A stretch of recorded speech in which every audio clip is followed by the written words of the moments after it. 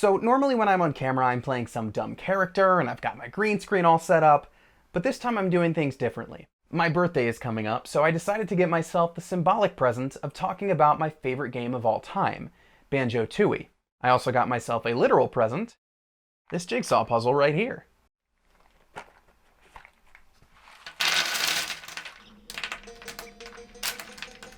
See, the world of Banjo Tooie is a lot like this puzzle. Every level you explore, every character you meet, every action you take, it all fits together perfectly in one beautifully designed world. I'd like to talk about that for a little bit.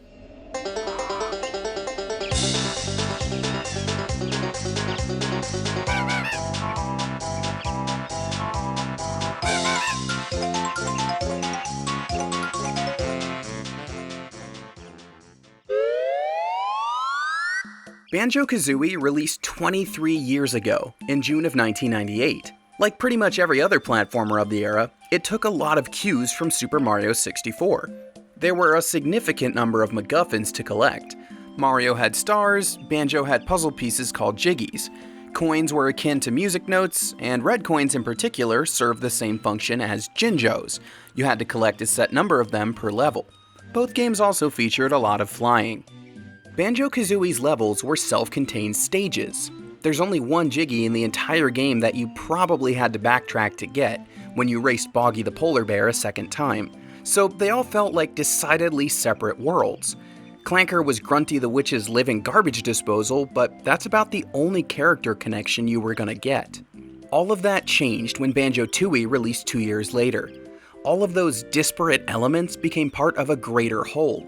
Jiggies weren't just the main thing you collected anymore. They were part of the lore of the ILO Hags, where the game is set. Jinjos weren't just red coin substitutes. They were stranded people separated from their families, challenging you to reunite each color in their respective home. And there were more things in general to collect this time around. You had Cheeto pages, Globos, multiple kinds of eggs. Simply put, more stuff to collect meant a bigger, more elaborate world to explore. That's when developer Rare started putting the pieces together. And that's when we wound up with a seminal platformer that used its elaborate levels and cross-level connections to build its jigsaw puzzle of a world. Let's start with the levels themselves. The imagination on display here is just unrivaled. Hellfire Peaks is a dual fire and ice level, complete with Dragon Brother bosses for each element. Cloud Cuckoo Land is a series of ridiculous islands in the sky, from a trash can to a pot of gold. These levels are also so much bigger than what came before. Flying around the South American-inspired Mayahem Temple gives you this sense of scale immediately. There's a massive step pyramid that holds an entire Doom-like first-person shooting stage. Jolly Roger's Lagoon seems like a small town square until you jump into the water and find the entire city of Atlantis down there. Glitter Gulch Mine is big enough for you to have a whole minecart race through it, for canary's sake. All the levels even have their own series of warp pads to make sure you don't have to hoof it to every little corner every time. But it's not just about scale. A big level means nothing if it's empty. That's not the case here. These levels are packed with collectibles and characters. In the first game, Mumbo Jumbo the Shaman transformed you into various animals and objects, but he never left his chair. In the second game, you get to play as him. He can cast a unique spell in every stage to help you on your quest, from making it rain, to levitating objects, to powering up amusement park rides. Yes, his name is Mumbo Jumbo. Yes, this game came out more than 20 years ago. No, that's not an excuse. Just be aware that there are some names in this game that probably wouldn't be the first choice nowadays. Back to the puzzle. In the first game, you could take Mumbo's transformations outside of the levels briefly, but only to collect a nearby Jiggy or two. In the second game, your other forms are meant to be taken to other levels. We'll talk more about the mechanics of that later, but the in-game explanation is that the Native American-styled Humba Wumba is a more powerful magic user. Like I said, just be prepared for a few eye-rolling character names. Within each level, the transformations get a variety of uses. The snowball can roll around, get bigger, and weigh down special switches. The T-Rex can roar and scare off cavemen blocking your path. The washing machine is, well, a washing machine. Clean the workers' clothes and get yourself a Jiggy. It's like a Tide Pod challenge without having to call poison control.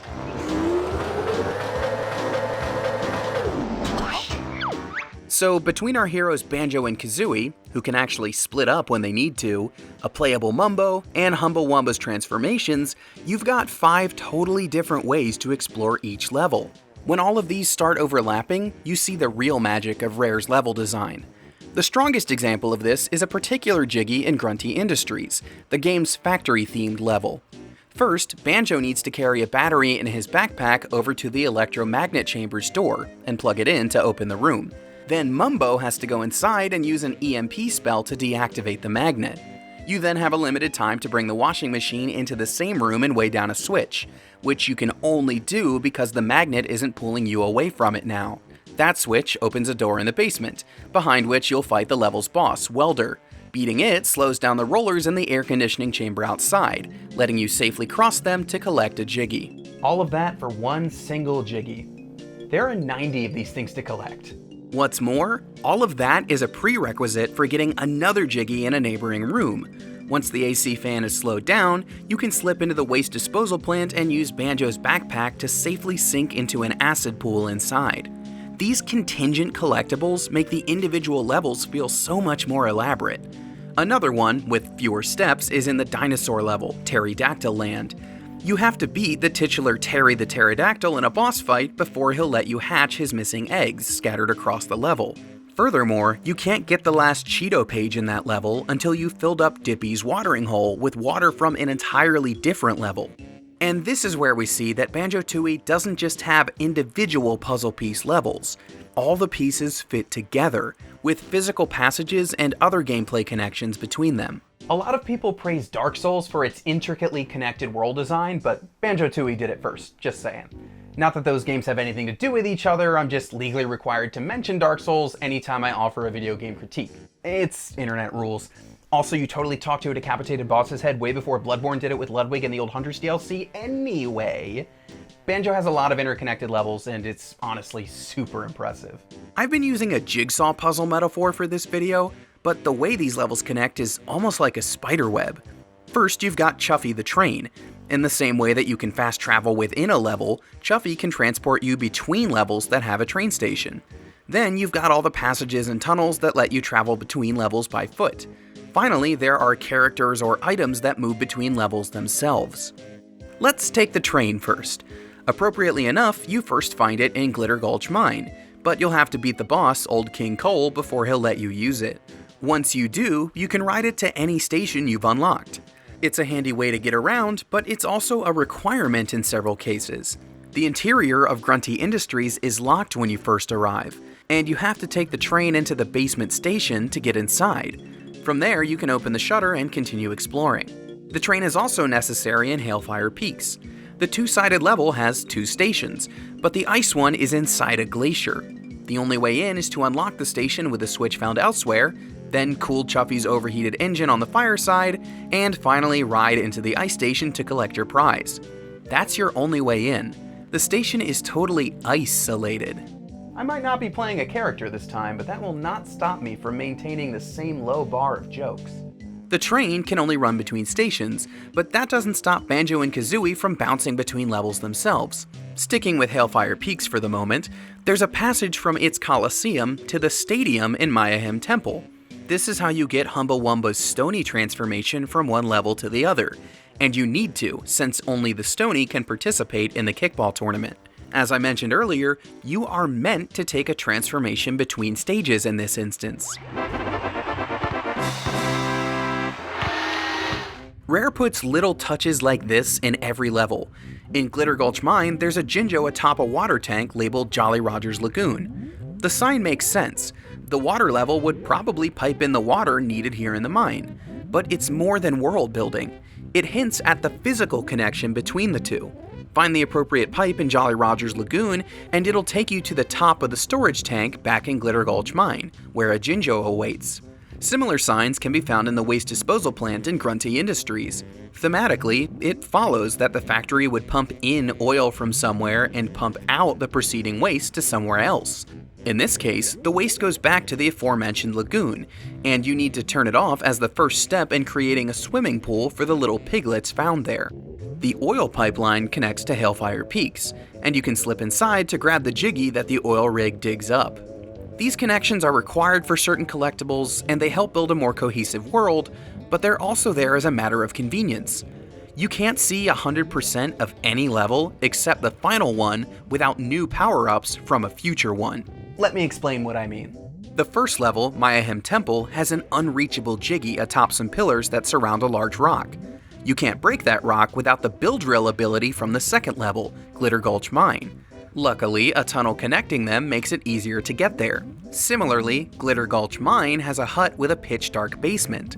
When you learn how to split up in the next level, the carnival-themed Witchy World, you can come back and have Banjo stand on a power switch and light up the way for Kazooie in the basement. And a passageway in Witchy World's Space Zone can get you there quickly. But it's not just you who gets to travel between levels like this. Both of those passageways I just mentioned are used by other characters too. Opening the tunnel between Mayhem Temple and Glitter Gulch Mine is how Dilberta the Rat can escape her prison cell and return to her partner, Bullion Bill. The passage between the mine and Witchy World is how the UFO in a box gets back to its perch in the theme park, allowing you to ride it and complete a target shooting minigame. Witchy World also connects to Pterodactyl Land, which serves a storytelling purpose. Witchy World's Cave of Horrors contains a trapped little dinosaur who just wanted to check out the carnival. The shortcut is needed so that you can sneak food out of the park to feed hungry cavemen, but it also explains how the stray dinosaur got to the park in the first place. You have to return that dinosaur home via the train. You're not the only one who rides that either. What's more, you have to bring a different sick dinosaur back onto the train, take it to the overworld, and have Mumbo heal it as part of the path to another Jiggy.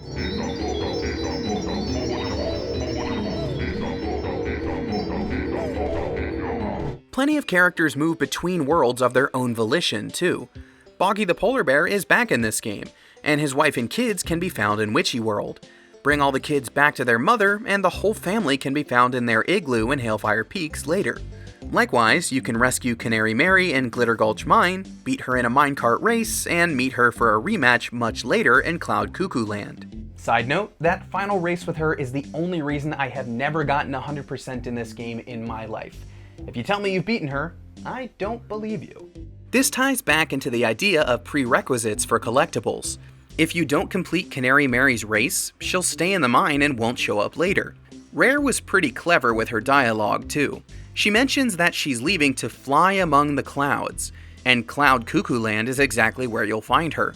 The same thing happens with Dippy, the aforementioned thirsty dinosaur in Pterodactyl Land. Kazooie jokes that water won't just fall out of the sky. Except it totally does, when you drain it from a pool also found in Cloud Cuckoo Land. My favorite example of this process is the alien family.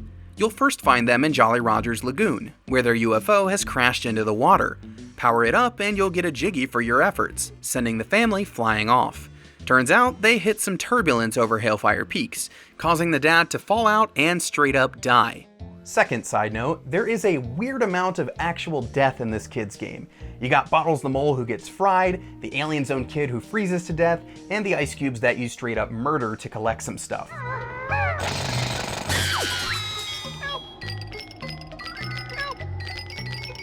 But hey, at least the aliens get to come back to life thanks to Mumbo's magic. Yes, you are in a way responsible for their deaths in the first place, but saving them in one level is a prerequisite for saving them in another. They won't show up in Hailfire Peaks if you don't rescue them from Jolly Roger's Lagoon first.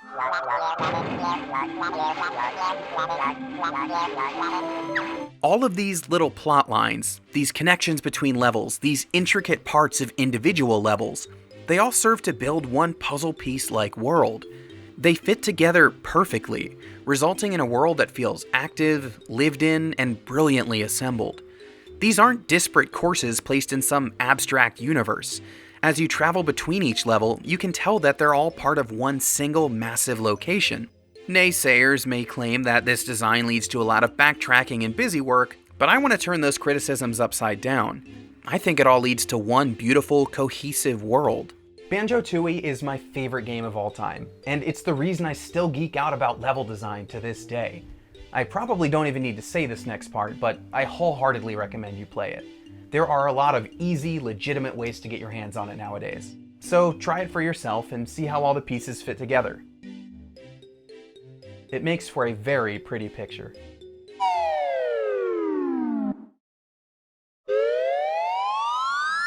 Hey, thanks so much for watching this video. If you like what Framework is doing, definitely hit that subscribe button in the middle. It would help me out an awful lot if you do. And if you want to see what else we've already cooked up, hit that link on the far left. Thanks for watching, and I'll see you next time.